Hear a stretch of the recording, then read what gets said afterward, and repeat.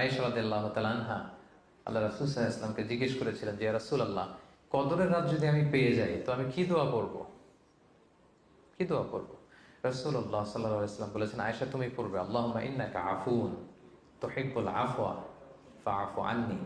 Repeat, আমি আবার বলছি, আল্লাহুম্মা ইন্নাকা আফুন তুহিব্বুল আফওয়া ফাআফু আন্নি। এর অর্থ হচ্ছে, হে আল্লাহ আপনি ক্ষমাশীল, আল্লাহ আপনি ক্ষমা করাকে পছন্দ করেন, আল্লাহ আপনি আমাদের ক্ষমা করে দেন। দেখেন রাসূল সাল্লাল্লাহু আলাইহি ওয়াসাল্লামের কথার ওজন কি, এটা সিকোয়েন্স কি। আগে বলা হচ্ছে আল্লাহ আপনি ক্ষমাশীল, আগে অ্যাকনোলেজ করা হচ্ছে আল্লাহ আপনি তো ক্ষমাশীল, ক্ষমা করাই তো আপনার কাজ, আমাদের কাজ হচ্ছে গুনাহ করা, আপনার কাজ হচ্ছে মাফ করা, তো আপনি মাফ করেন।